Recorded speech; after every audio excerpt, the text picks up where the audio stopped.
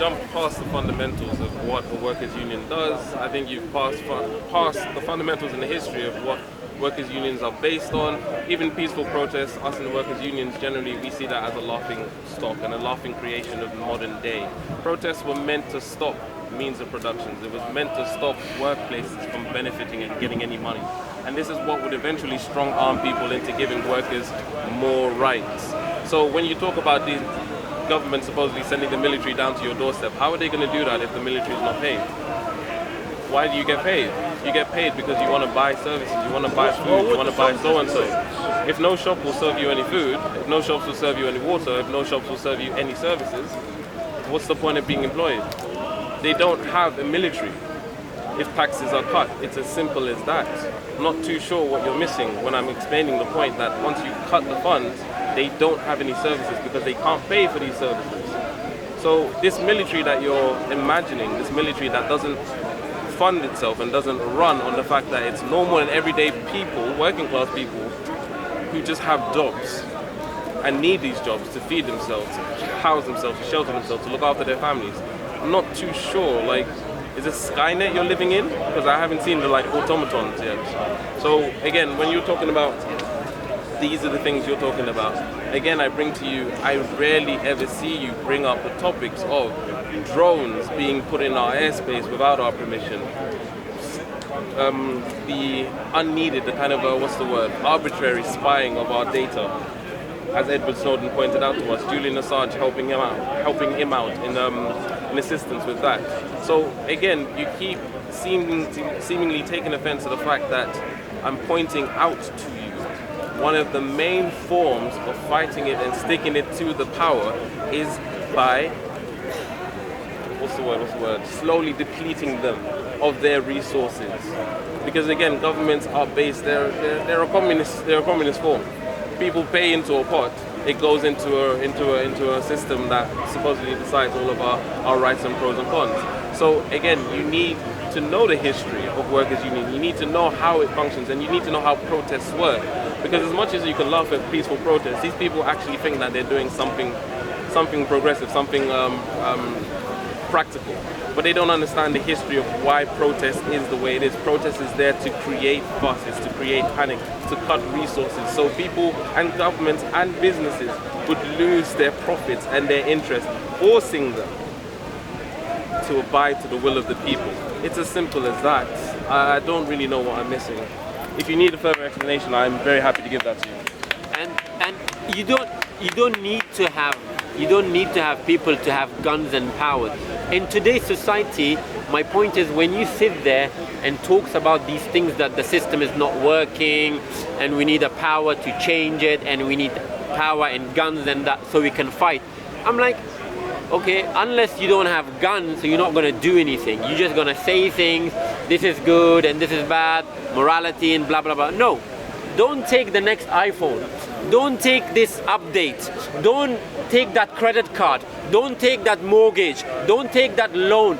See, individually, when we struggle, when we will protest against the system itself will collapse.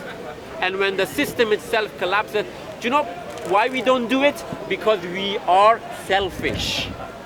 We are in this comfort, we are in this bubble that, oh, my comfort cannot be, oh, what if I miss out about this? What if I miss about that? What about my holiday? What about my house? What about my car?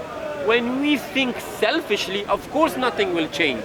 And we will wait for the next revolution that come with guns and tanks and gonna change the system. No, change comes within. If you're not gonna change yourself, just don't sit there and think about change. No, actions needed. Intentions followed by actions. If you have intentions and don't have actions, it's nothing. Nothing, nothing, nothing at all. You spoke about what the military can do. I can't hear you. You spoke about what the military can do, the army can go and... Who can do? You did. The military? Yes, the military. Oh, okay.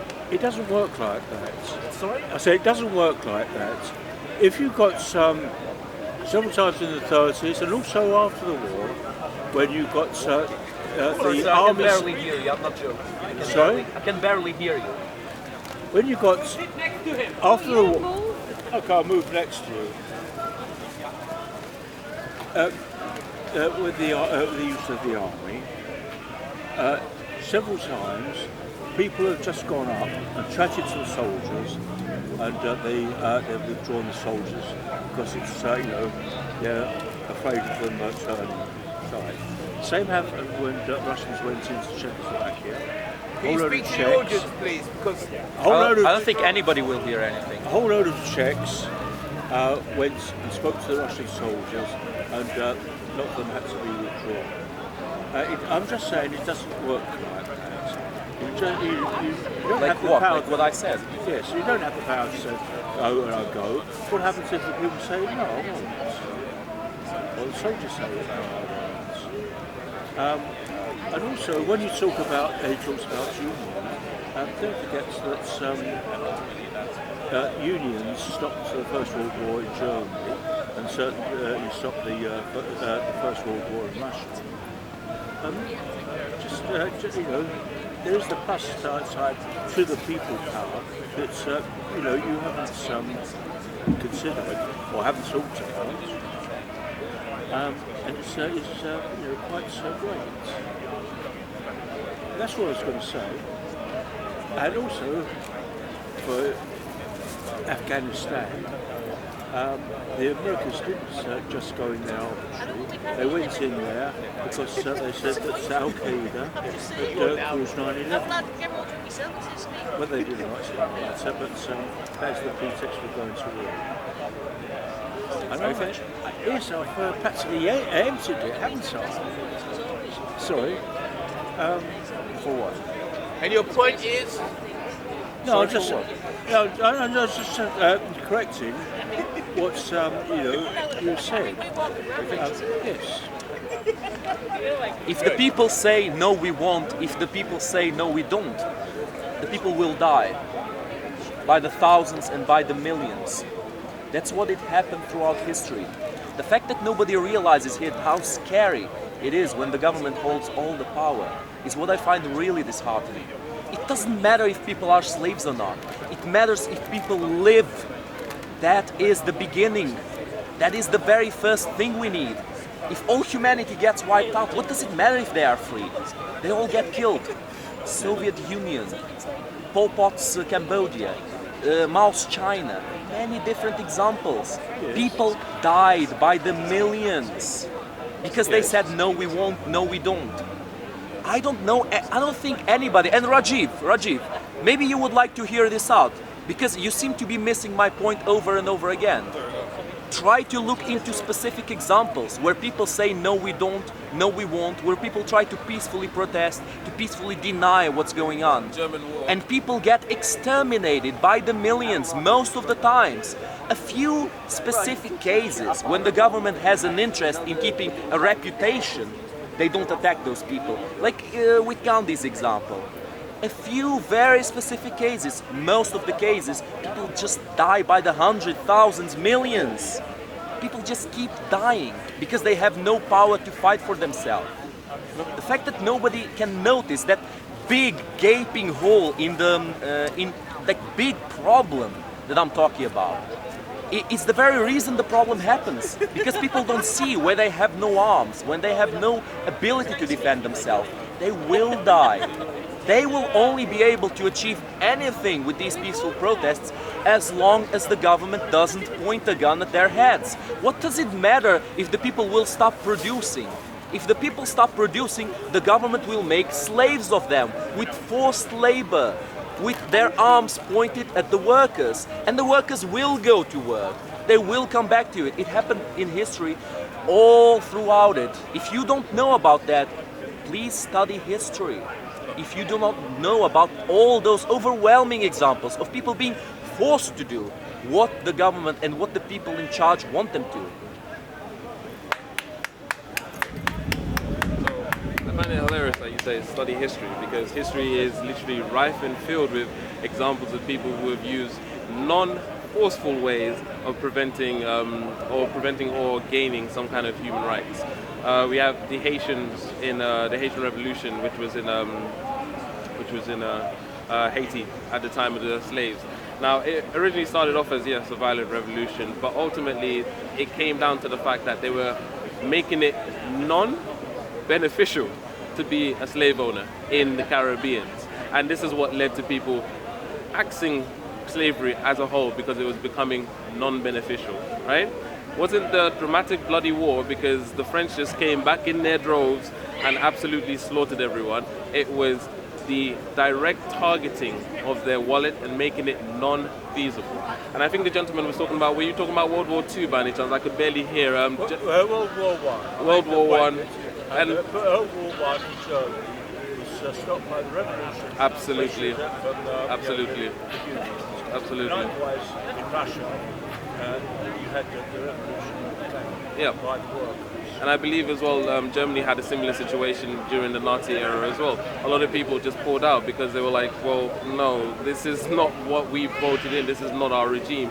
And this was, again, people amassing together, the working class people of that military, and deciding that the greater powers were not serving them. So that's two examples. We have Gandhi as an example, and I guess you believe you gave some context in particular, but even then I can still give you another example of that. We have apartheid South Africa, we have the civil rights movement, we have the Black Panthers walking up unarmed, not unarmed, bearing guns but unfilled guns to the White House in particular, and that led to stricter laws with gun laws and stuff, and making sure that policemen had to I guess have better training and better regulations, etc. How many more examples are you looking for? Because I can keep providing and I can keep providing. This is not a topic that I don't know about. I know about these topics. Yeah, you can address these topics. I'll address the one of Germany. Say that again? I'll address the no worries.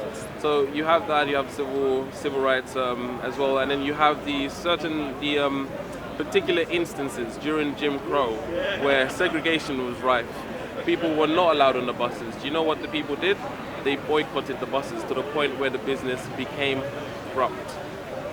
This then led to them axing the Segregation Act and allowing colored people on the same buses without having to sit in the back. There are various times in history where dialogue and strategic targeting of people's beneficial interests have worked much better than a bloody revolution. So I have to ask you, apart from the main grand scale wars, what are you missing historically?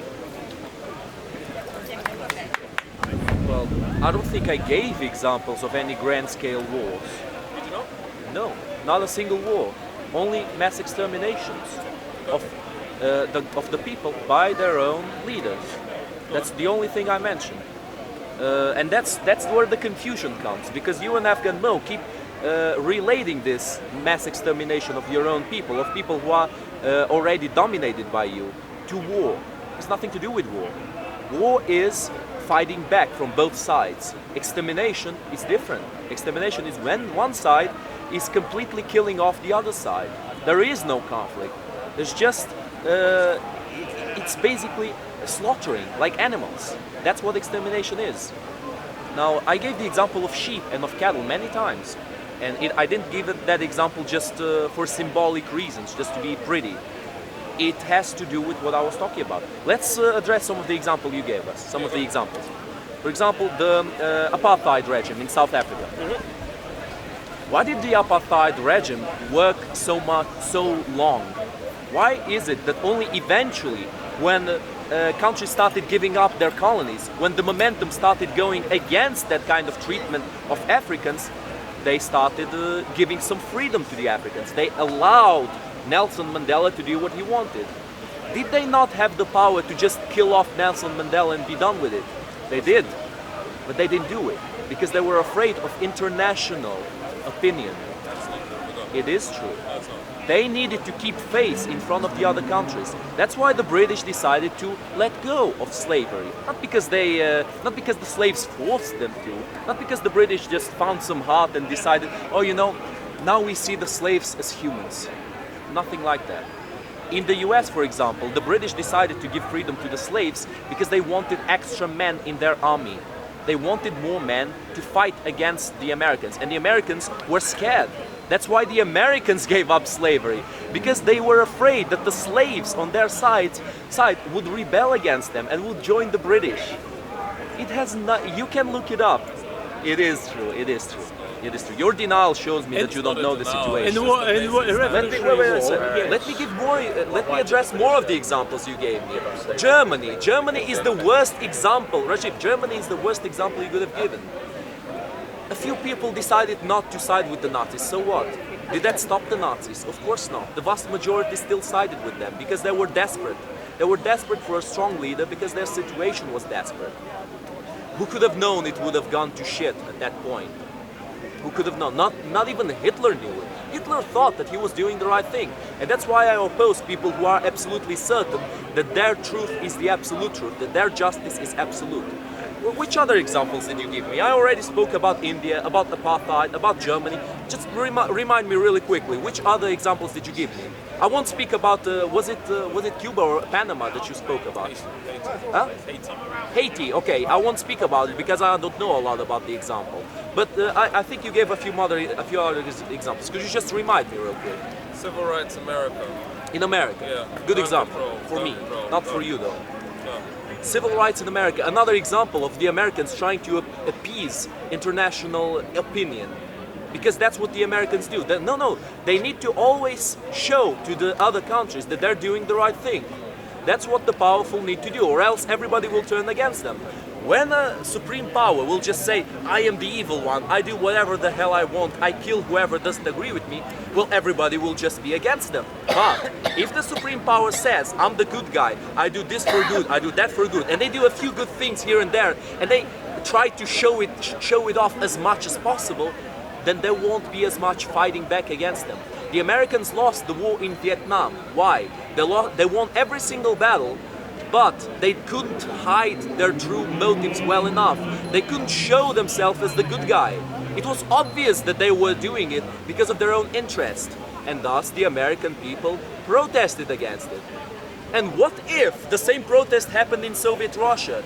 They would have gotten exterminated because the Soviets didn't care about international law. All they cared about, and all the Russians care about now, is brute force. And if you allow the government to take that brute force, if you allow it to take absolute force, then you become a sheep. You basically say, go ahead and slaughter me. It won't matter what kind of imaginary rights you have if you don't have brute force, any brute force on your side. Let me give one last example. I don't know if you guys watch Game of Thrones. I will have to give an example because it's a perfect example. During the time that Game of Thrones was still a good series, there was a scene of Cersei talking to Baelish, to Littlefinger. Basically, Littlefinger was bragging about how he has information about this guy, information about that guy, about how he knows everything. Says knowledge is power. Sorry? Knowledge is power. Yes, exactly. But let me finish.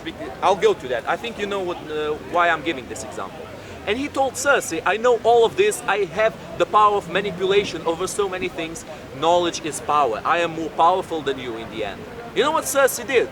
She told her guards to grab Baelish. They grabbed Baelish and she told them to kill him. Baelish immediately, the calmness in his face immediately disappeared. Whoa, I am gonna get killed now. What is gonna happen to me? And then Cersei said, stop. Right before they were about to strike his head off. I changed my mind. And she said, I changed my mind. Turn around and now spin around. And they did. The gods did it. And Cersei turned to Baelish and she told him, power is power. That sheer brute force to make somebody die, to make your will prevail, that is the real power. And if you don't see how it is the real power, then you are a self-righteous sheep. I think it all depends on how... It doesn't depend. All of the power is based on that brute physical strength. All of power. Doesn't matter what you're talking about. Doesn't matter the examples you give, the mental gymnastics you go around. It always ends up there. The one who has that brute force will prevail no matter what. I will get the words of Talleyrand, He's and got you the can't book. sit on a band. Okay, so again, one of the main problems here is that you can't butcher history. You have to at least tell history. You can't butcher history.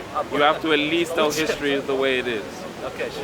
When you're talking about Nelson Mandela and as to why the South African community could not ex Nelson Mandela, it's because, quite clearly, Nelson Mandela was of South African royalty. He came from a royal household. So for you to not know that, and for you to not know that's the reason as to why he could not be killed off, it's a bit weak. So Nelson Mandela was royalty of the South African household. He also was leader of multiple revolutionary unions at the time, which were led by communists, etc. Now, when Nelson Mandela got arrested, there were loads of riots. So they knew that if they had killed this certain gentleman, the majority of the country would have rioted, because there was more than enough support within the country. So the idea that it was international kind of perception that brought around the South African government, that's completely false, because the majority of people within X, Y, and Z, after, like you said, they were giving up their colonies, etc. South Africa was one of the last places to give up its colony, or from the British, or annexed from the British. It was one of the last places. Should speak to you the testament of how stubborn South Africans are in general. So when you talk about the fact that they were trying to appease this and they were trying to look good and this and blah, blah, blah, no. Like you said, there's a difference between international and external, but you seem to be very selective of when you choose when that's relevant. So the idea that South Africa did not kill Nelson Mandela because of X, Y, and Z, completely false. And it goes in exactly what I was saying when I brought up the actual point, is that the power of the people strong-armed them into the fact that they would never be able to touch this man, which is why he is such an idol. So when I say don't butcher the history, I'm telling you don't butcher the history. Say the context. Say as to why it happened. Don't make it fit your model of everything. Then you may understand where I'm coming from. You were bringing up the example of America as well, the civil rights movement, and you were saying that with the civil rights movement, again, it's because they needed to look good to X, Y, and Z. When have you ever known America to want to do that? So let's stop it there. America has always been a power in itself, and it's accountable to one place, America. That is it. So the idea that America was trying to appease to the presentation of Europe and X, Y, and Z, completely false. And it's the same thing, you were talking about slavery as to why the slaves were supposedly freed, etc. Again, it shows how little history you know and how little you listen when this circle is actually engaging. We had a lady only last week tell us the reason as to why the English completely took themselves out of the equation when it came to the American state. It's because they found that slavery was non-beneficial to the British Empire anymore. So they decided. Sorry to interrupt. What did I say? Did I not say that? No, you did not say that. Okay, I did not say that. You did not say that. Let's see how I did not say Yes. So it was not beneficial to them anymore. You said that to make it look to everyone else like they were being decent people, that's the only reason they allowed it. No, they didn't allow it. Americans took America because they weren't going to be told by the British that we've benefited from slavery. Now you're not going to benefit from slavery. That is the only reason America and Britain split. And the lady explained that last week. As to how that hasn't been updated in the system, I don't really understand. Have you come across some kind of historical fact that we don't know that completely over-trumps the lady's assertion from last week? You'll have to tell me. You'll have to tell me in a second. So these are examples which you've completely voided context. You've skipped out the history, you've butchered it into a point where you've made it a model that fits your model. Sure. But bringing in the context that actually matters, and it's not even that actually matters, just the context. Because it shouldn't matter whether or not the context matters or not, it should be the context incomplete. The context proves that when the mass disagrees with the authority of a small percentage, stuff happens. Regardless whether you say it needs to be of brute force or whatever, it's the main point that when the mass unites, certain things cannot move. Cogs in society cannot move. The machine itself cannot move. A watch without one gear is useless. And this is the method and the philosophy that people rally to when they talk about the fact that you do not need to use arms as a mean for revolution. So out of all of the examples that I've given, the Haiti Revolution, the civil rights in America against slavery, that's the one that you given. I hadn't even given that as an example. The bus boycotts, Gandhi, as Mo gave over here, Nelson Mandela. Give me again the suffragettes, another one. You know, workers' union in the UK. What's her name? The lady who worked along. It was a suffragette. I can't remember her name in particular. Maybe Emmeline Pankhurst, whichever one. These are all movements that have contributed to the rights that we have today. Not a single drop of blood shed. So you're missing the point when we talk about having a strong arm. You're talking about brute force, and you're bringing up the Game of Thrones as an example. Again, with the Game of Thrones example, you brought up Littlefinger. And I remember that scene in particular. But what you seem to forget as well is the fact that as soon as Littlefinger started spreading messages about Cersei amongst the people, public discourse towards Cersei fizzled down. And this is what eventually led to Cersei being able to be imprisoned in her own kingdom. You don't remember that scene? I remember that scene perfectly, but you're completely... Now you're butchering the Game of Thrones history. Go on. Okay, the nerd inside me is gonna rage now. Get ready. You don't butcher Game of Thrones, bro. Let me just first address the real history, and then I'll address Game of Thrones. Okay, so Rajiv, I did say that the British let the slaves free for their own interest. I never said they wanted to do it because it looked nice. No. That's not what you said. No, that is a big what I said. religious movement. So in this it has nothing country. to do with religion. That's not. You're out of the point. We're not just talking about religion. You can say whatever you want, but about the point. Well, the Quakers, for a start, were fair very enough. much against. Also, just to point out, they didn't let the slaves go, they just made slavery illegal. They were still practicing slavery for a long while. Not quite. That's not the example I gave you. I gave you the example of slaves in America. How British offered them freedom if they joined their army, if they joined their side. And that's why the Americans freed the slaves. Because they were afraid that the slaves would insurrect against them. You see, I gave you that example. The fact that you didn't notice that and you completely misinterpreted that is just further proof of how you keep misinterpreting every single thing I say. The one who's butchering history is not me, Rajiv. Sorry to say, but it's you. Now let me show how you're butchering history. Let me show how you're butchering history. Let me show how you're butchering history. Let me show you. Yeah, let me show you. The example of apartheid is a different example to how the British started to let the slaves go.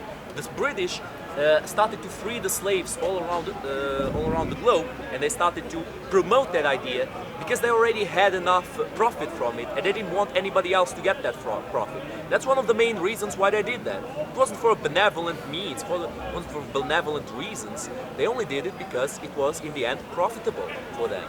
The British let the slaves free in America. They promised them freedom because in return for the slaves to fight for their side. So did the Americans. It was a fight for their own interest, not a fight for benevolence, for altruism. Not like that. Now apartheid and the civil movements in America are not very different from that. Because it was in the end the interest of the Americans and the interest of the South Africans to promote their image in the international discourse, in the international relations. As I told you before, the Soviet Union, China, North Korea, they don't care about international relations. They do whatever the hell they want in their country. They oppress their people as much as they want. Now, Western countries do give those at least some resemblance of freedom.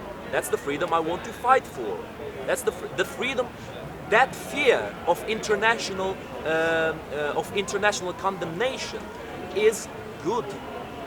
They were afraid, and they did that because they were afraid of international opinion. You know what I mean now? I won't go much deeper in this because if you don't understand what I'm saying now, then you won't understand it no matter how I say it. Now let me address Game of Thrones. Indeed, I do remember how Baelish tried to, as much as possible, to mess up Cersei. I do remember it very well. I do know about Game of Thrones, and I won't butcher their history.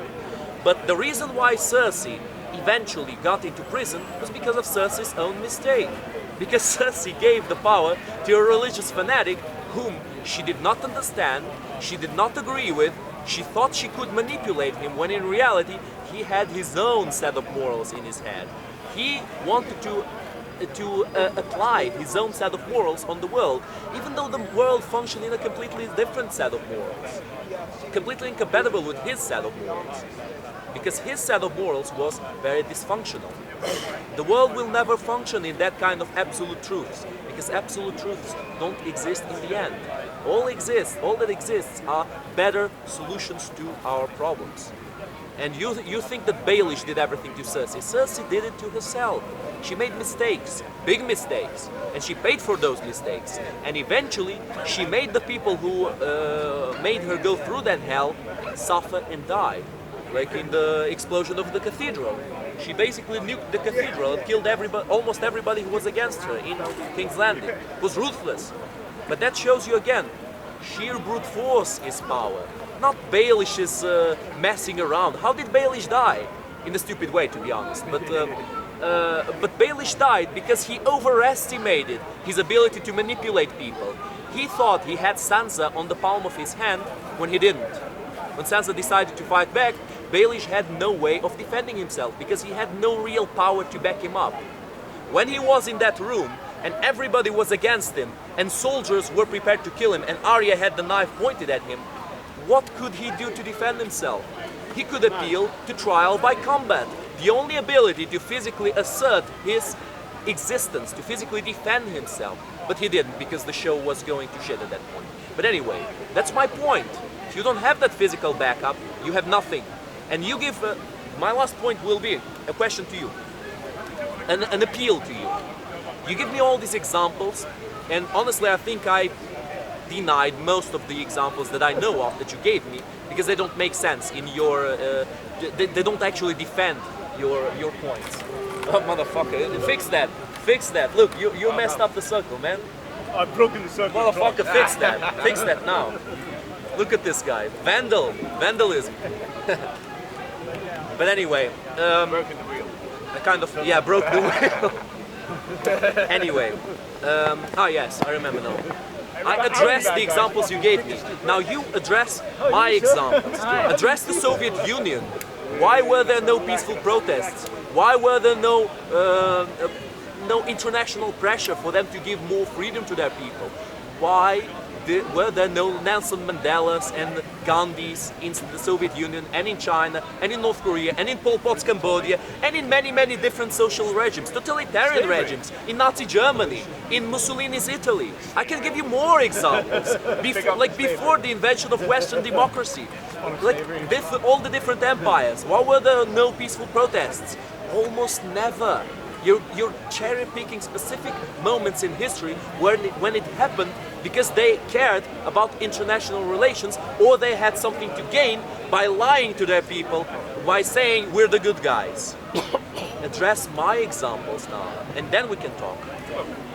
So, again, further butchering of the historical Sorry, facts. could you I'll turn address the the camera Game of to- Thrones. I'll address the Game of Thrones point in particular first. Again, very simply, I told you that Littlefinger's discourse is what led to Cersei being imprisoned. It was because of Littlefinger making it very obvious that Joffrey was a birth of incest. That would what? Bring Cersei to the trial of the religious cult that was in power at the time. This religious cult was wasn't. gaining power. Yes, it was. No, it wasn't. Yes, it was. Cersei put them in power. Yes, it was. No, it wasn't. Yes, Cersei it was. put them in power. You don't remember Yes, the it show, was. Rajiv, I just do. like you don't know history. I do. I remember. Who was king at the time? Joffrey. Joffrey was fighting against the people, right? Was he not fighting against the cult? Well, he was a cunt. He was Okay, fighting for I himself. don't really understand how that's relevant, but anyway, It is Joffrey relevant. was the one who was in power. The people of, I believe they call themselves the people of the light, whichever one it is. People of the light were trying to take power. So your idea that they were in power, not I don't know people where of the that light, comes from. man. They came after. No, but he's butchering my show. I'm triggered, man. I'm triggered. So just furthermore, continuing on, you said again, international this, international that, da, da, da, da, da, da. Again, where are you getting this history from? Jesus Christ. Because quite clearly, if they were that bothered about international perception, then they wouldn't have gone about with their naval military stopping people who had slaves in their ship. And then furthermore as well, you said the freeing of the slaves. The British left America how long ago? It was only enshrined in law like 1806. So again, when you talk about the history and you're talking about the butchering of it, I don't really understand which history books you're reading. And then furthermore as well, you talk about, again, South Africa, the international this, the international that, and so on, blah, blah, blah. How does a country that rifles people, unarmed people in the streets, want to appeal to international perception? You're literally beating history down to try and make it fit your model, because you know your model doesn't make sense. When you talk about, again, when you talk about the cherry-picked examples, I brought you at least, 7 or 6 examples, right? None of them you've actually been able to explain with factual historical content as to why they're not relevant or why they don't actually prove the point. You just then go on to say,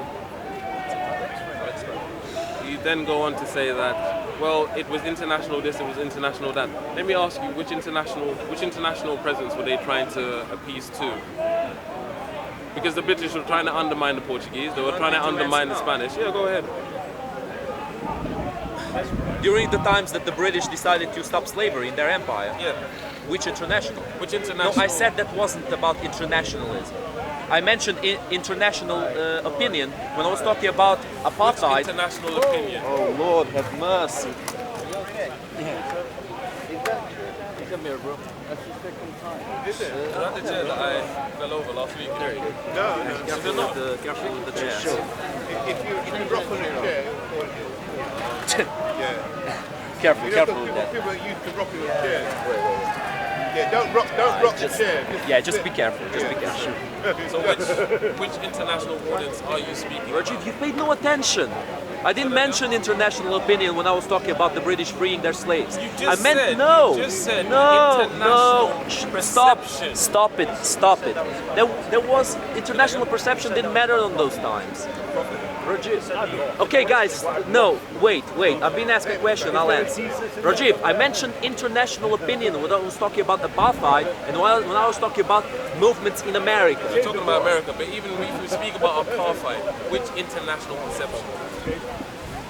Of the US, of Europe, of the West. That's what they cared about. How, when they rifled people in the streets? Can you explain that? Where was the supposed attention to international? No, you perception? explain to Where me is it? why did Nelson Mandela's royalty not matter? So they have- Why did royalty? No, wait. Why did royalty, where Nelson Mandela comes from, not matter before Nelson Mandela? Where were the royals fighting for their rights? Say that again? Where were the royals before Nelson Mandela fighting for their people? Why did the British have power in South Africa to begin with? Because they took that power with brute force. Wait, I'm not finished. No. Look, I'll let you. that royalty doesn't matter at all. That Listen royalty is just a very small thing. Those royals existed You didn't even know before it was a royal. Nelson Just Mandela. go. It doesn't matter. You didn't even know it It was does royal. not matter. You It didn't does even know it was not royal. matter. Well, it's It quite does not clearly- matter, Rajiv. You're applying One at a importance time, to please. things that are absolutely irrelevant. It was literally the reason as to why they did not kill him have to be and kidding. why he gathered so much. No, momentum. answer my question. I understand, Why did but the I did royals actually let him before speak, Nelson and then Mandela I'll- not I'll let him- insurrect I'll let him- against then apartheid? go on. Why did the royals before Nelson Mandela not do what Nelson Mandela did? Can I finish? And if they tried to do it, why did they not succeed? Do you want me to, Right, you go, want me to right, answer? now, go. Do you want me to answer? Finished, yeah. So quite clearly the roles before Nelson Mandela, which Nelson Mandela again when apartheid South Africa was still pretty young when Nelson Mandela was coming around. So why didn't the roles supposedly revolt beforehand? Because most of them did not know the concept of equality between the people. Given an example, where do you think Nelson Mandela learned the aspect or the concept of equality from? Where? Enlighten me. He learned it from the Communist Jewish Party within South Africa. That's the first place Nelson Mandela actually found out about equality between the people, regardless of race, religion, or whatever. So the idea that the royals beforehand didn't do anything, fairly correct, but doesn't really take into consideration that that possible option was even there, and that concept was there for them at the time. Which is why I'm asking you, if you don't know the history, don't talk about it. Don't try to use it and try to beat it down to meet your module.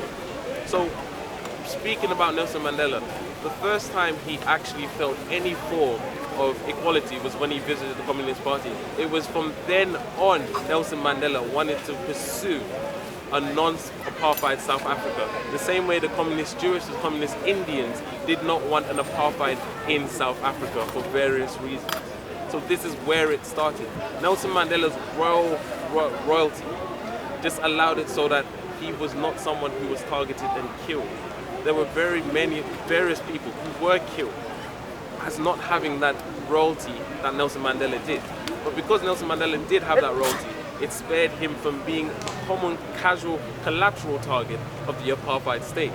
Now, I explained to you the reason as to why that is strategically important, because loads of people followed him at the time. So loads of people following him meant that if this person ended up being killed and there was any inclination that it was the apartheid state that had done it, there would have been mass revolt. That is a strong arm that the people had. Simple history. Not butchered, not put to fit in my own model.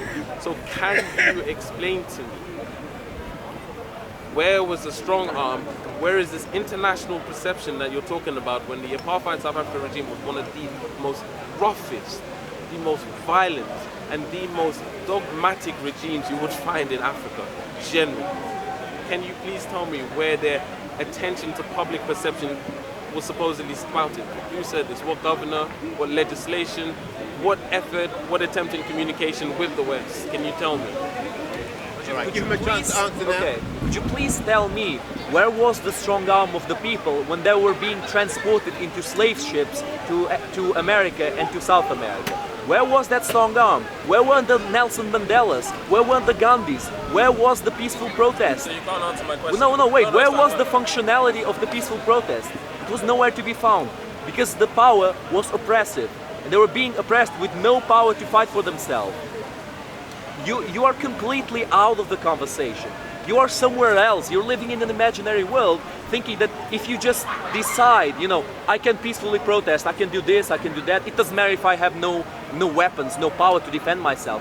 It's not how the world works, Rajiv. It's not how the world works. Where was that strong arm before? Nelson Mandela, you still didn't answer that. You've been talking here for a long time, going around the bush. Oh, it's because the communists taught Nelson Mandela about equality. Are you joking right now? Are you joking? You think South Africans are stupid? You think they're stupid? You think they don't know the notion of equality, of freedom?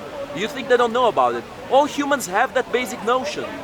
Are you calling them stupid? Now you're the one being racist, man. You're saying the communists taught the stupid South Africans how to do things, how to insurrect themselves. I cannot believe this. If it was a white man saying it, he would be immediately attacked. You've got to be kidding me, Rajiv. You're disrespecting your own people. Where was that strong arm when the Dutch were exterminating the Africans? When the king, Leopold, whatever, when he was cutting their hands, cutting their fingers, and the population dropped so much that it was shocking. It was comparable to socialist regimes. Where was peaceful protest? Where were Nelson Mandela's? Where was all of that?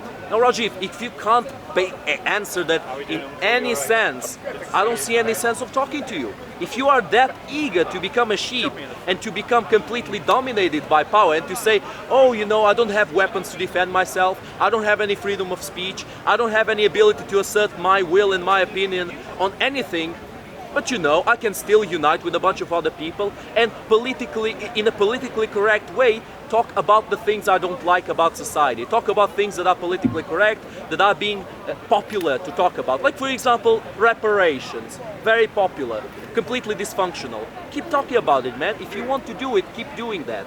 But my point is, you are the one butchering history because you don't see how most of it happened. By brute force, brute conquest. That's how it happened. And if you don't have any of that strength, you're powerless. I don't know how else to explain this. I don't know. I give up. I honestly give up. Just answer your last questions. I'm pretty glad that you've given up, because it's pretty clear that keeping up with simple concepts is a really hard task for you. A really hard task. So the idea of a concept not existing doesn't mean that people aren't stupid. It means that people haven't had any use for it. Meaning that the concept of race equality and all of that stuff and all of the philosophical reasons, a lot of that didn't exist to certain people because they did not need it. Pavlov, quite simply. If a person's resources, fruits, etc. are based on the ground, what reason do they need to sail? So thus the concept of sailing does not exist to them. Does that mean they're stupid? No, it doesn't. So I think you need to slightly keep up with the pace of the conversation and stop getting so angsty at the fact that you're not getting it. So to bring up the examples, you keep talking about the international perception. I keep asking you which international perception. You cannot give me any. Quite simply, you cannot. So you just jump from, instead of telling me what is international perception of the Boer South Africans we're trying to redeem from the West, even though it does not exist, I can tell you that right now, it doesn't exist. You did not. You jump from that to why didn't it exist during slavery? Why didn't this exist during slavery? Why didn't... If you can't answer a question, just say you can't answer it, and here's a new curveball for me to throw. I can answer your curveball, right? So you say that why didn't it exist during the slavery era? And I put to you, it did exist during the slavery era. This is one of the fundamental reasons South Africa was one of the hardest places to conquer. Because it was the united front of the South African people, the Zulus in particular, where they were a fragmented people, fragmented tribes. It was the complete unification of a nation that made it hard for the Boers to extend their territory. It was only then, with manipulation through the households, through the royals, by providing them with better weapons, better better accessories and better jewels and resources, that they decided to very slowly corrupt and corrode that unification. So again, when you're talking about the history and you're talking about butchering, this is exactly what I'm talking about. When you talk about African history, you talk about slavery as if you know about slavery, but the truth is you don't know you don't even know the slightest thing about slavery. You don't know the fact that you don't know so you just said, where was it during slavery? There are various examples of certain factions uniting together, making it completely difficult. External war. Another misunderstanding. Making it completely difficult, right? For European people to actually extend themselves further or expand themselves further into African land. One of the biggest threats to Europeans during that time was the fact that they were not used to the pathogens within Africa at the time. Meaning that when they went more mainland inwards, most of them would last at least a couple of weeks. That was the survival rate of Europeans. It was only with the invention of the steamboat that allowed them to go further in via that route of travel, because their horses couldn't take it. So you speak about slavery as a topic as if you've actually researched it, but you haven't, because you would know that it was, again, the unification of masses that made it virtually impossible for colonial powers, regardless of their technological advancements via military, as you would say, would give them the upper hand, that stopped them from doing so. It was only with political persuasion and rivalry between other tribal groups, handing them weapons and here and there, right, that broke those factions, made it easier to divide and conquer. Divide and conquer is not just a buzzword people throw out. It's actually a strategic thing that they did historically. So once again, I will ask you, what international audience, what international perception, when did South Africa, right, as an apartheid nation, ever make an attempt to become the non-dogmatic regime that it was known for across the West? Please tell me. Answer the question. If you can't answer it, just say you can't answer it. Okay. I have a lot to say. Let me start by answering the question. You're asking me where is the international influence and what happened in South Africa? Which international audience? Can you show me? Which international audience? Yeah, can you give me some kind of communication between South Africa and this made-up international audience that you're talking about? Bro, I gave you that example many times. It's the rest of the West. Huh? How about Sharpeville? I'm sorry, I remember Sharpeville. Who? Sharpeville. Sharp Law. Sharpeville. Sharpeville. 2 seconds. I want to lay them on, and then I want to hear it because I'm always. What I was going to say, it's I remember that, and there's a panorama, a whole hour on it, and you saw the bodies around and all the rest of it. Yeah. And I don't think a country depends on having friends or people accepting them. Absolutely. And that certainly didn't, No, absolutely. that's, it shocked even me. Yeah. Okay. Look, can you give me some form of communication, some form of attempt, some form of, because when a nation tries to make, You're dragging the question on too much. I wasn't. You've already no, You're he's just already asking what the question is. No, he's about to. He was about to answer. Leave him. Rajiv, I know what you're talking about, and I already answered that question. Let me answer it again. I was talking about international pressure from the other Western countries. Because the Western bloc, the capitalist bloc, was in direct opposition to the Soviet bloc. They were doing pressure on South Africa, because if the South Africans kept being oppressed, then the Soviets would keep rising to power. As you know, Nelson Mandela was groomed by communist ideology. Yes, he was groomed by... No, you said it yourself, that he learned the idea of freedom, of equality between races from communists. And that's what I was contesting with you, because that's basically saying that he didn't have any of that sense before, which I completely disagree with. Now, he was groomed by that, and there were many other people, like Nelson Mandela, who followed the same ideology, the communist ideology. There was a conflict in terms of ideology in the world. The Americans were trying to appease certain nations, like Portugal, for example, to go their way, the democratic capitalist way, when the Soviets were trying to appease certain countries to go their way, the communist socialist way, the totalitarian way. Now, in South Africa, that is the pressure that they suffered from the West, because they knew that if they kept mistreating the Africans in South Africa, then the Soviets would keep rising to power. Yes, Rajiv, yeah, grab your face, do whatever you want. That is the reality. Welcome, Rajiv. Welcome to reality. No, I know it's hard to accept. I literally have no evidence of that. Sure, no influence. There's no evidence. No, he hasn't finished yet. You said it yourself. Fair enough. I'm just saying he hasn't provided the evidence. That's all I'm saying. Your Go. words, not mine. You said it yourself that You haven't Nelson provided the Mandela his ideology was based on socialist ideology. His what? His ideology was based on socialist ideology. Influenced is the word. Based. Influenced. Based. Influenced. Based. Don't say anything. Based. Go. I'm just gonna let him speak. And there are many different examples, like for example the war in Angola, where there were 3 different fronts of rebels. One pro-US, one was founded by the US, one was founded by the Soviet Union, and one was independent. And that's the only reason the Portuguese managed to win, because the rebels fought each other. You know what I mean? There was a struggle for interest in Africa. That's why they decided to give more freedom to the Africans, to the South Africans. That's why they did what they did. Now, what you're saying is completely laughable. Why did I give you the example of slaves not insurrecting inside of the ships? Because they didn't have enough power. They didn't have any power over their own fate. They did. They did. Yeah, sure they did. What it made a film about? Sorry? Spielberg, was it? Yeah. Made a film about I mean, you have the famous example and Have famous you finished your point? example and the famous. No, let him finish his point. You've got the ball. All right. Wait, Well, yeah, of course. Occasionally, people try to fight against it. And your point is... My point is, it's you need quite an power advanced to subject. face power. Sorry? You need power to face power. You can't face power powerless. You can't do it. And what you're saying is, these the peaceful protests, the unions of workers, that's where the power comes from. The strong hand of the people in South Africa, that's why the apartheid ended. Bullshit. It's nothing to do with it.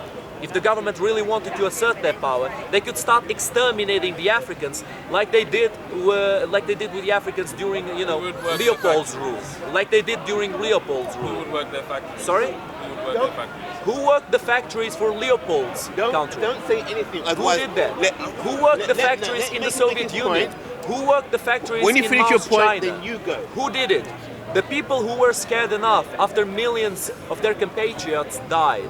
That's who worked the factories. Right. Okay, so again, if you're finding it difficult at any point, please ask me to clarify, because I can only ask the question so many times. I can only repeat history in its clear context so many times. when you're talking about, again, South Africa, and I just wanted to point out, you were talking about the slave ships. Where was the in Resurrection? Where was the revolution?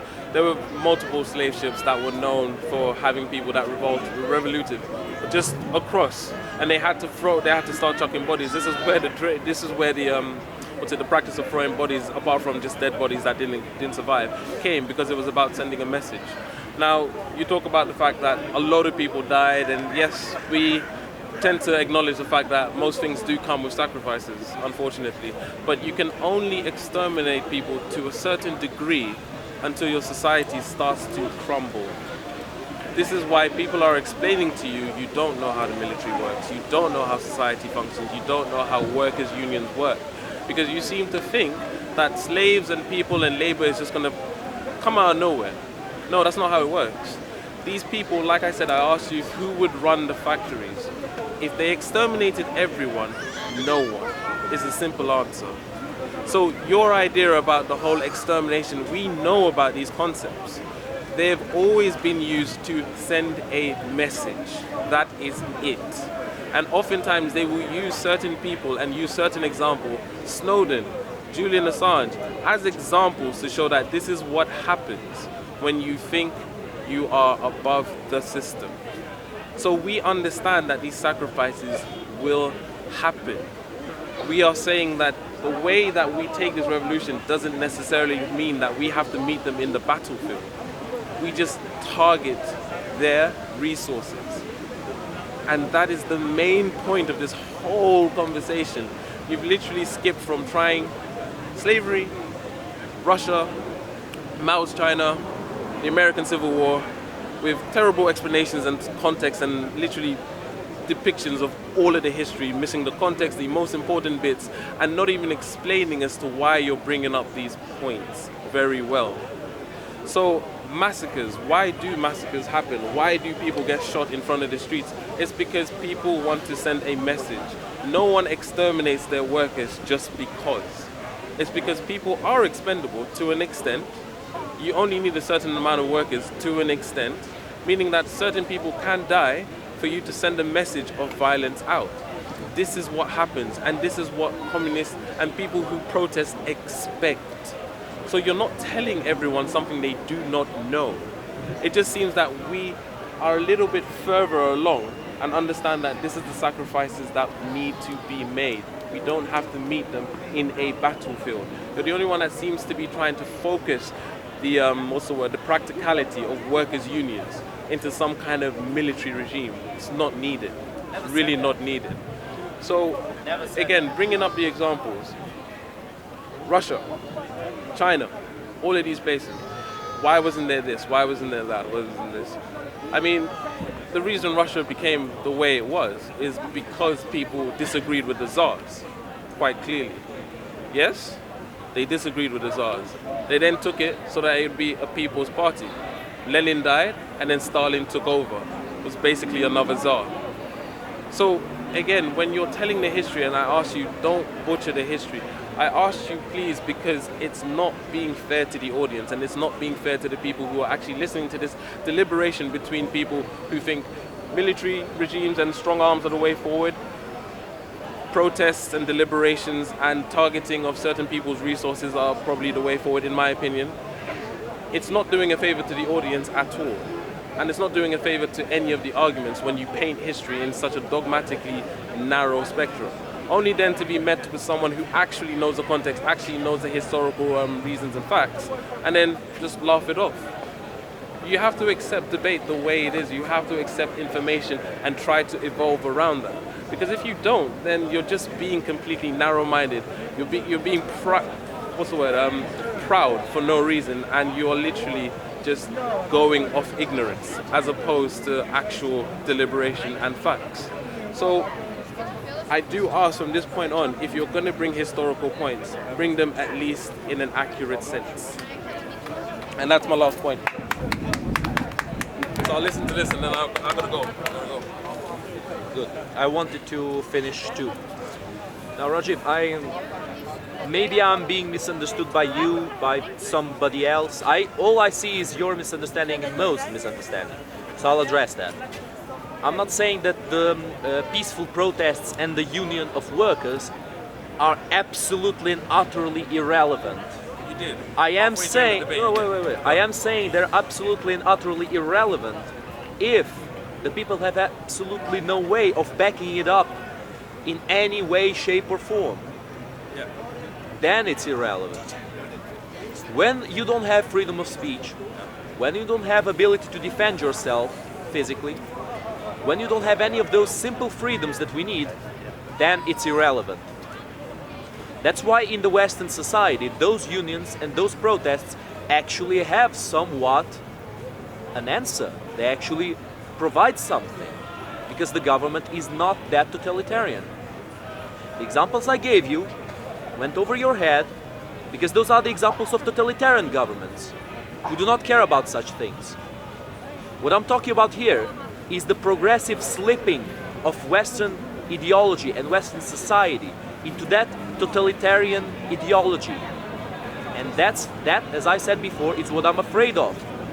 The democides are scarier than the genocides, because that means that the government is killing their own people. I will give you the example of Ukraine.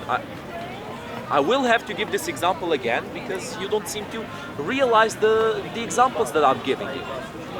Rajiv, when the Ukrainians refused to make part of the common, of the, how do they call it, the kolhosps, which meant all of their production would be confiscated and the bare minimum would be given back to them, when they refused that, there started a man-made extermination of Ukrainians. The Ukrainians didn't have weapons. The Ukrainians had almost no way of defending themselves. That's why 10 million of people died. Almost all of eastern Ukraine was wiped out, and Russians were brought to their lands to occupy them, to pacify them, to Russify the region. Just because you seem to come from an ideology, oh, you know, they won't kill everybody, so we can fight back. That's not how the world works. If you are part of a nation of millions of people, and like 50% or 60 or 70% of that nation gets exterminated, are you really going to take that chance that they're not going to exterminate you all? Because they can bring another people that will obey. They can bring others who will be stupider than you and who will be willing to give up their freedom. That's what happens throughout history. The extermination of one people and the bringing of another people to their lands. That is the big problem of democide. That is why I'm afraid that if you decide to insurrect yourself, even though you're being exterminated, it won't work. You will just keep being killed off because you go against the ruler's ideology, the thing that he wants to do. That's why totalitarian regimes are the worst regimes. That's why I oppose them. That's why I think if you have absolutely no power, all of those peaceful protests will give you nothing, absolutely nothing. And that's my last thing to say to you. It's just on a quick note, because I generally actually want to get going. But you said that, personally I don't know about the Ukraine thing. I'll go and research it this weekend, but I want to clarify a few things, because you said that the extermination was pretty much genocidal, it was pretty much most of Ukraine, yeah? It was democide. Yeah? No worries. So I want to make sure that's clear, because if I come and challenge you next week in terms of the history of the Ukrainian massacres and stuff like that, then It happened during Stalin's rule before World War II. Right before World War II. Sorry? No, yeah. The reason being is because a common trait that I do find in Speaker's Corner is that people will present certain tellings of history, and I will go home, research them, and lo and behold, they're completely false to the depiction.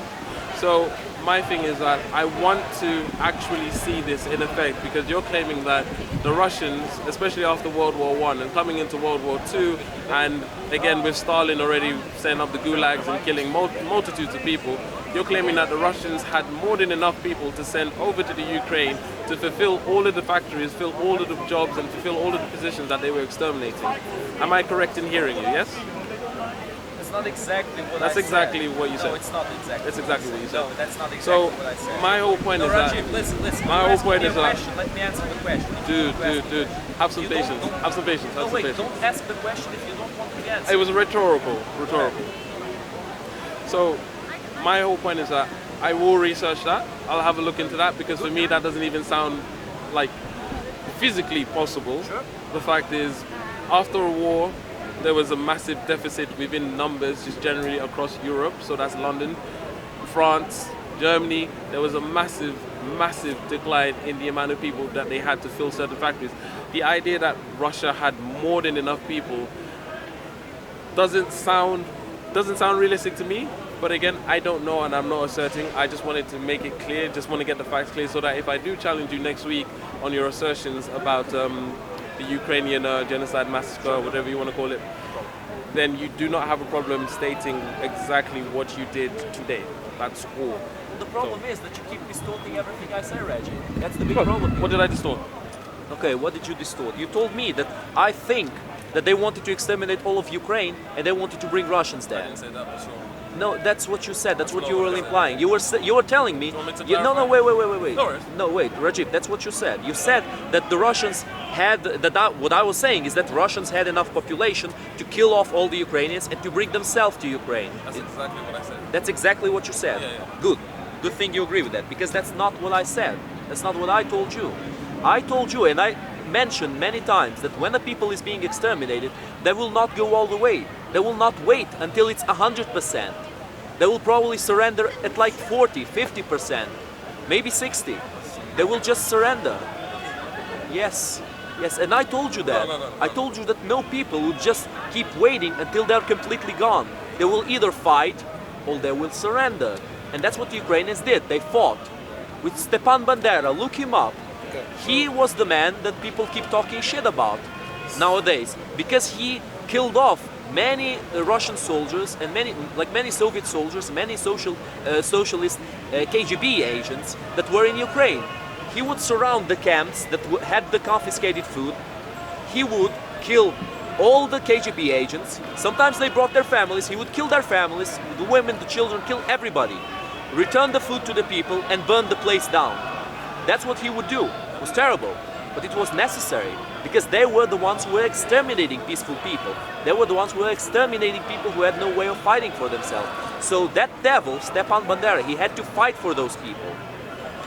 Now what? Okay, go ahead. Say All right, say so what you want. again, I'm merely, and this is what I call backtracking or backpedaling. I'm merely asking you to just clarify what you said. And what you said was that this idea, right, of just protesting, targeting their resources, etc., won't work because they will just exterminate us. That is what you said. You brought up Ukraine as an example. All I said is that I don't know anything about the Ukraine, but I want to establish the facts that you have presented to myself. You don't need to lie. It's on the camera. People can rewatch it. The facts that you have stated that it does not meet my module of protest. I can easily admit if that's the case, then it doesn't work all round. And I will agree that it will never work all round for all situations. It's not a one shoe fits all. But I find the idea, again, that Russians had more than enough numbers to completely, what's the word, fill up the amount of people that they were saying, you say they were massacring in the Ukraine. Completely nonsensical. Because during the wartime, most societies were very short of their own people. Nonsensical. That's why I didn't So, say it. no, you did say it. Again, it's on camera. I don't need to lie. So, I will read up on the Ukraine massacre. I will read up on Russian-Ukraine relations. I will find out as to why X, Y, and Z happened, why so and so, and what movements did take place at the time. Because What was the discussion on the Ukraine, if I may ask? Well, it was a discussion about before Ukraine. Ukraine was just an example of how internal power inside of countries functions. I was telling Rajiv that even though you might try to do peaceful protests and you might try to do workers' unions, it will never function if the state, if the people holding the power don't give you any power to fight against them. If you have no ability to defend yourself, if you have no freedom of speech, no weapons, no ability to organize yourself in any kind of sense to defend your rights against the state, you are powerless, completely powerless. And it won't matter how many workers' unions or peaceful protests you have, you'll just get killed off. And I brought him examples in the Soviet Union, in Mao's China, in Pol Pot's Cambodia, and there's many other examples of this happening. The only thing, when you come to the Soviet Union and China and all that now, right, sometimes like maybe like the same people you're talking about, right, the media elite, right, maybe sometimes like they propagandize that, right, in order, right, to discredit, right, the particular system, right, as in like they said that there were about 1 million people. Do I have to?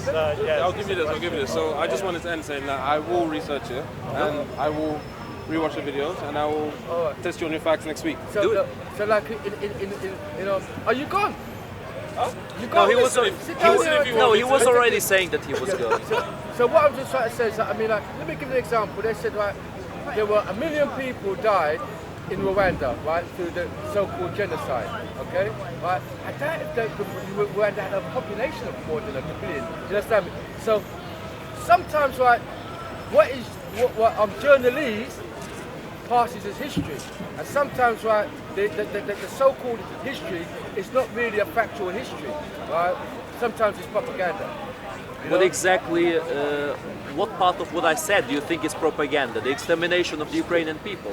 Is that what you think the propaganda is? Do you think the extermination of the Ukrainian people by the Soviet Union, is that propaganda? No, you mentioned Cambodia, right? I don't know if they killed so many Cambodians.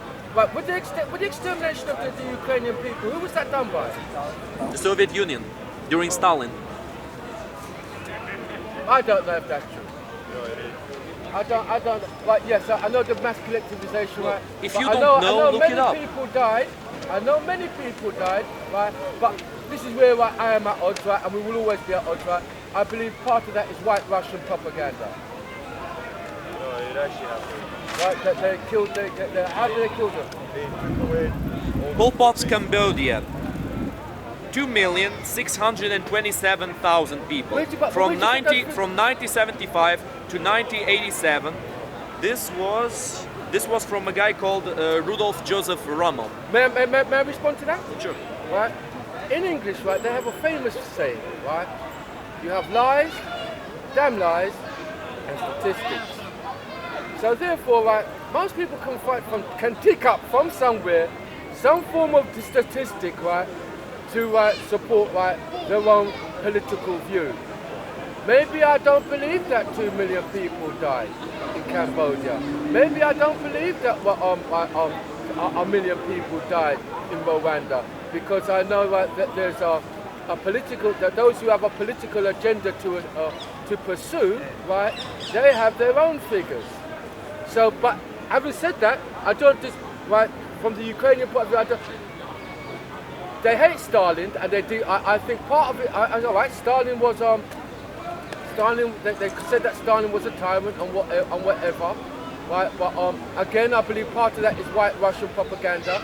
Again, I believe Russian propaganda. Yes, indeed. Right, you know what is white Russian propaganda? The whites, like when the whites were fighting against the Reds, the civil war in Russia. Is that what you mean? Yes, that's what okay, I mean. sure. Right. As in the white cockade and the red cockade, right? Because as you know, that comes from the French Revolution, right? The right and the left, right? So I believe that much of that is white Russian propaganda, and I believe that much of that, right, is the demonization of Stalin, right? That was popular, right, within the capitalist press. But sure. That is only my view, sure. right? And fair enough. What do you base your view on? Show me your information, show me your historical facts, show me your statistics. Because it's very easy to simply doubt everything you see without giving any alternative explanation. Now my question to you is, would you agree with me that a guy called Julius Caesar existed at all? All we have is historical records of him. And we have to trust those historical records at least to a certain extent. But I will ask, can I ask it's not absolutely certain. Can I ask you your question? Yeah, sure. Right, because your question leads to a very interesting point. Okay? Right, yes, there was somebody called Julius Caesar. I accept that. Okay, right? good. Right? But then when you read Caesar's histories, right, as in, right, how he came to capture Vercingetorix, right? Yeah. You can see, right, that his history is a bullshit history, Why? right? Because, right, it was a thing like this, right? They built a wall around the Celts, right? And of course, right, In the all siege of Alesia. yes, right? And they built a wall around the Celts. But here what the true fact of the matter is, right? The true fact of the matter is, right, is that the other tribes, right, the Romans bought them off and bribed them, right? And they betrayed Vercingetorix to the Romans, right? But of course, right, those who write their history can write their victor's history, which is normally a lie, right? So on the point of history, right? So why is the loser's history true? Just Right. because the victor's history is not No, because exactly the truth. no, the victor's history, right, is a political agenda, right, in order, right, to justify, right, what is normally wrong, and to give themselves, right, the honour of saying, oh yes, right, they did certain. Even when you watch films of that moment in history, right, you'll find that filmmakers never, or always, right, treat it, right, in a mythological way. That's mythological in the pejorative sense. History is written many times as a lie in order, right, to maintain the justification for what is normally, right, a corrupted system. Sure, fair enough. Every victor needs to show himself as the good guy. Yes, That's right, how as the the hero, world and functions. normally it's a lie. No, but Yes. you can't just say, Normally okay, it's a lie. it's a lie. No, It's all a lie. Everything is a lie. No, always a lie. I didn't say everything was a lie. Wait, no, listen, let me give you Okay, wait, a I didn't perfect interrupt example. you. A perfect example, right? Like even we had a religious argument over there, right? And I asked the man, right, do you believe in the doctrine of Mary Theotokos, right? Oddly enough, he said no, right? But the doctrine of Mary, Mother of God, right, was adopted in the Council of Chalcedon in I believe 521 or 571 AD, right? And it was adopted like that, right? The Virgin Mary, Mother of God, so on and so forth, right? And right, it was adopted at the Council of Chalcedon. Then when you read, right, and this is what the term I was groping for, right? When you read the apocryphal history, right?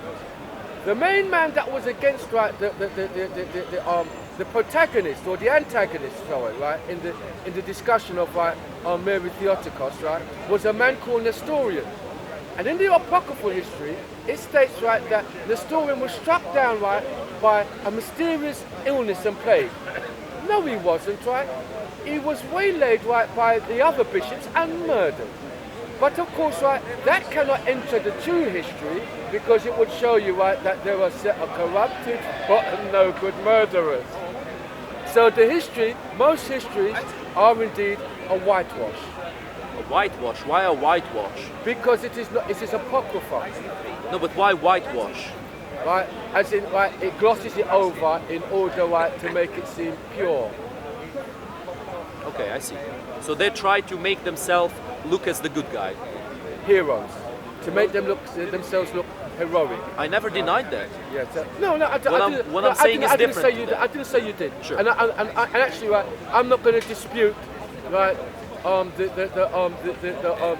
Ukrainian thing, right? Sure, It's just no 'cause problem. I No, asked to it's have okay, a it's okay. I balance. understand your point. Yes, Let me yeah. address the Battle of Alesia, which is a very good thing to talk about because I actually know a lot about the Battle of Alesia, specifically how it happened. Julius Caesar's legions, most of his legionnaires were from Transalpine Gaul, which is a region on northern Italy. It's near the Alps.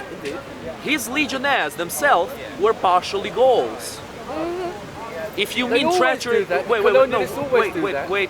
No, I'm not wait. interrupting you. I'm just Yes, you are chiming in. interrupting. I'm just Yes, chiming no, in. you are Excuse me interrupting. one second. No, you are interrupting me. excuse I didn't one second. interrupt you. No, excuse one second. I'm just chiming. I'm agreeing with you, my friend. Sure. Go on. Anyway, many of Julius Caesar's legionnaires were at least partially Gauls. Julius Caesar's cavalry were Germans. Actually, very few of Julius Caesar's troops were really from Rome or Italians. As that always goes with the colonialists, Sure. right? They I'll- levy just their to own address that, people. I don't remember any big battle where the British army had Africans as the core of their army. Well, I will tell you the battle. Okay, give me the battle. I will give you Which the battle, battle? right? When Haile Selassie was overthrown by the Italians, I'll give you several examples actually, right?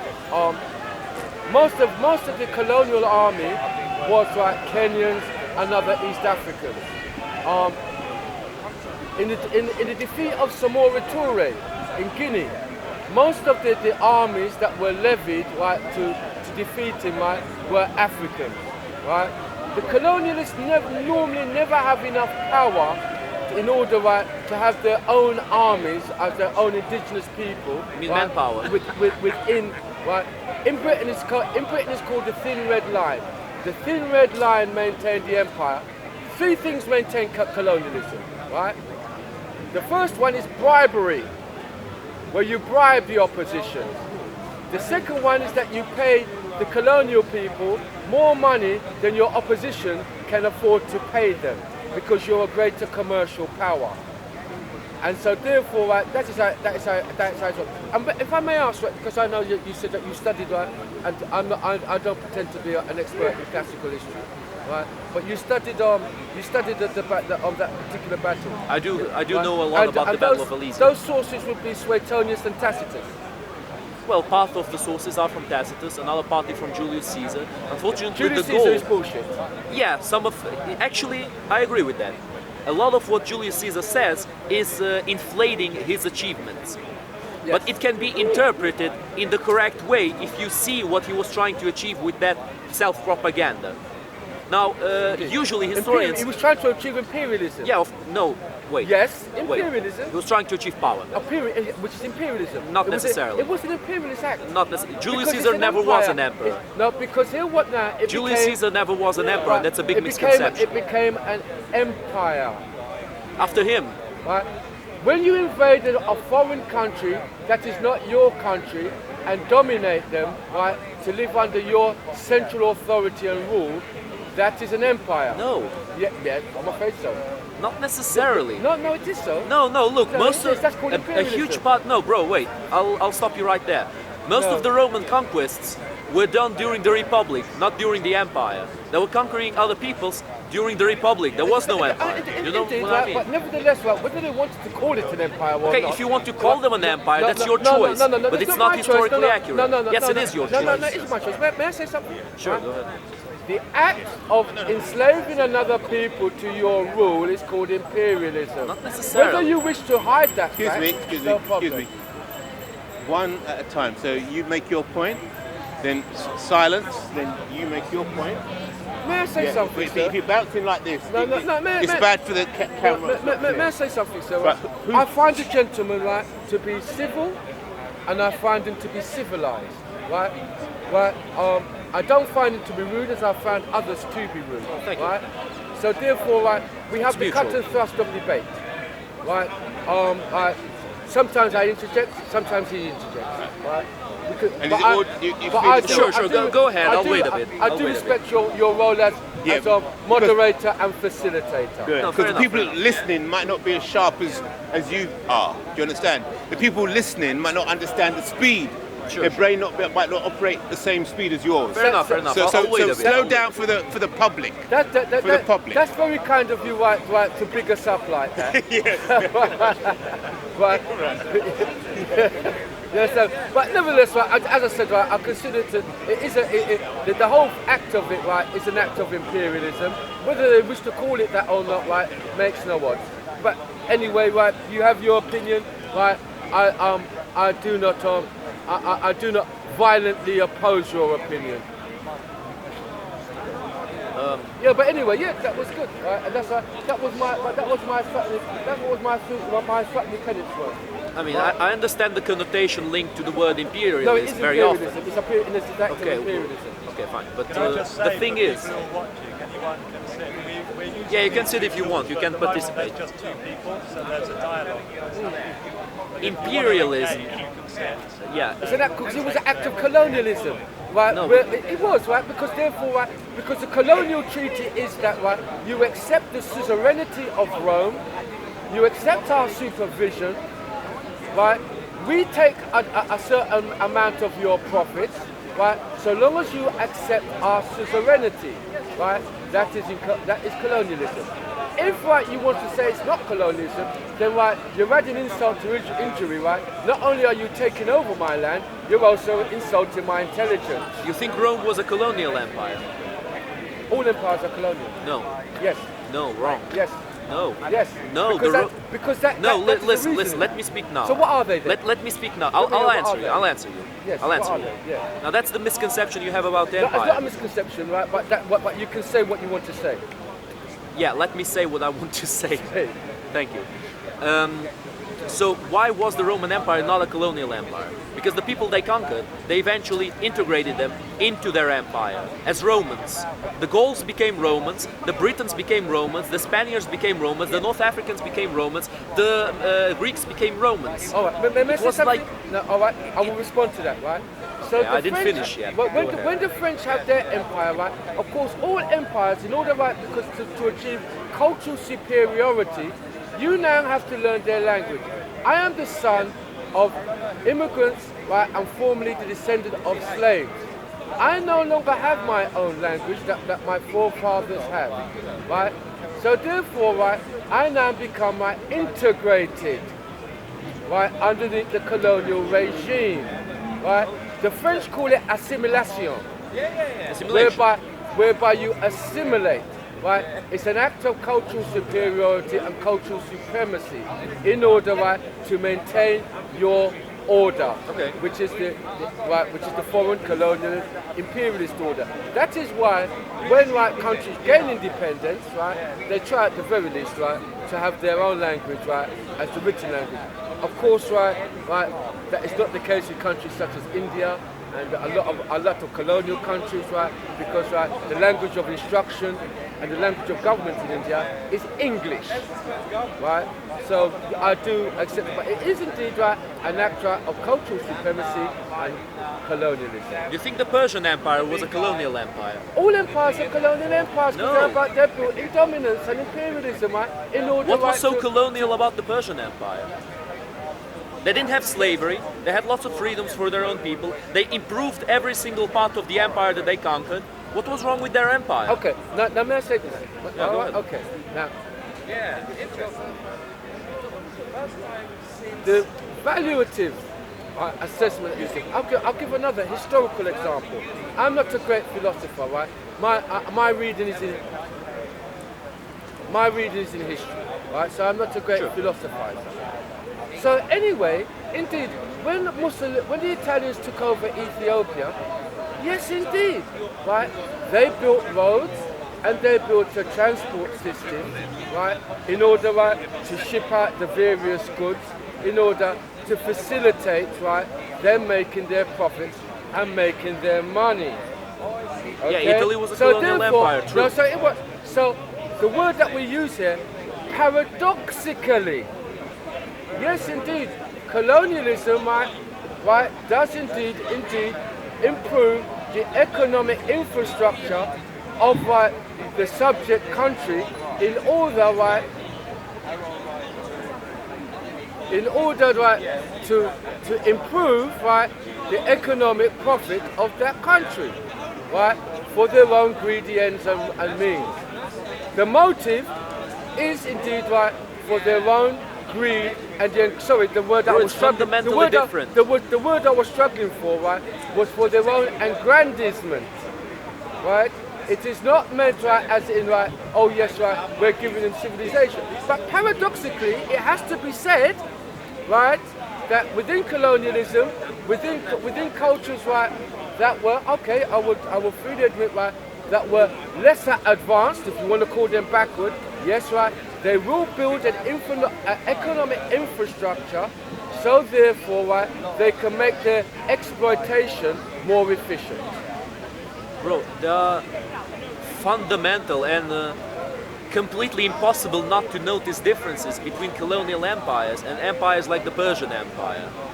I mean, if you don't know the differences, sorry, but I have Because to it's an question your empire. knowledge of history. Right, because It doesn't guess what? matter. No, it's 'cause guess You what, might right? have You a invaded negative connotation you with invaded the a word foreign empire. country. It doesn't You- matter. It doesn't all right, mean you every empire invaded was a bad. No, foreign country. wait, bro. No, you invaded. I let you a speak. Let me speak. I let you speak. Let me speak. Thank you. The Persian Empire, as I told you, not only did they improve the situation for their What's own the people, argument to that? they improved the life of the people they conquered. They accepted those people. They accepted those people into their society Assimilation. as citizens. Assimilation. What's wrong with Whereby- assimilation? Yeah, because like you rob They them of their impro- own culture. It doesn't and matter. You make them It subservient. does not matter. It does matter. No. It does. Some cultures It are better than does. others. The It best does. cultures are the ones who give a better life for their Racist people. theory. Racist theory. What racist Racist theory? theory. Has nothing to do Right, with race. Racist theory. The Persians were because very it's tolerant. supremacism. Bro, what are Right, you that talking is about? racist theory. What racist theory? Right, let me. Right, I'll let you speak so I will speak. Right, one second. Let me say one thing. Let me say one thing. Right. So there was a historian called C.L.R. James. Right. Now I love his explanation. Forgive me, sir. Right. My apologies. Right. Just let me. Right. No, I don't mean to be rude to you, elder. Right. Right. So C.L.R. James gives a great definition of imperialism and colonialism, right? Which you are now putting forth, which is this, right? Imperialism and colonialism is the mythology and justification, right? Sorry, racism is the mythology and justification, right, for imperialism and colonialism. We make your societies better, right? But therefore, right, that means that we can rule your countries, right, on your behalf. And that is imperialism, and that is right, cultural supremacy.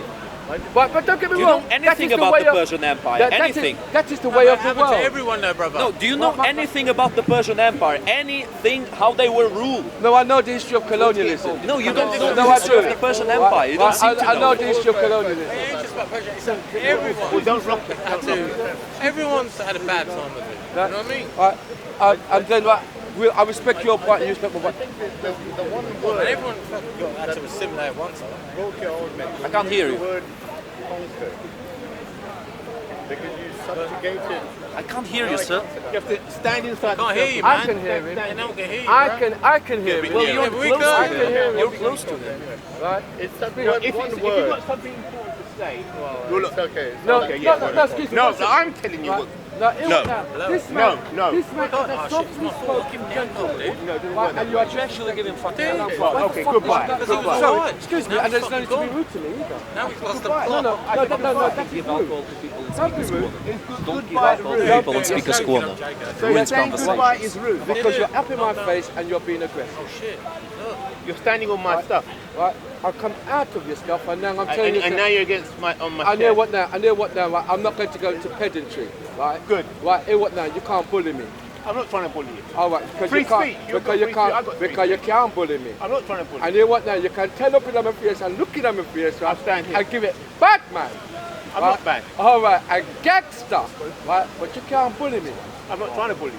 Oh, Good. I'm glad to hear that. Good. One love, brother. My brother. Bless him. Right? He's a softly spoken man and a gentleman. Right? And that's not respect. Yeah, that's your And that- opinion. No. That's called civilization. Thank you, sir. Okay, good. Goodbye. Hey, what now? Don't disrespect me, bro. I said goodbye. No, hey, what now? Don't Good say. and Hey, goodbye. what now? Don't say nothing to me. Good. Stop. Goodbye. And up yours. Up in your hole. Because you don't have no respect. And that's why I'm going to diss you. Good. Yeah. All right. Because there's meaning of the word violence. There's violence as in physical violence, and there's violence as in abuse of the word. Don't disrespect me, Bob. I'm trying to deal with you as a brother. Don't try to take me for a cunt. In what way are Right, you in my what brother? now? Don't try to take me for a cunt now. In what way are you my brother? In what now? Because you are, we share the same race. Oh, Sell what out. race is that? In what? Goodbye. Idiot. Yeah, and then what now? What race is that? Yes. Right, in what now? The race whereby right, the white man Danny Baker could call you a monkey, mug. Monkey race? Right, in what now? Right, Monkey race? What race is that? The race that is suffering oppression and exploitation underneath white supremacism. Yeah, That's what race is that? Right? What race is that? Have you looked in the mirror, mug?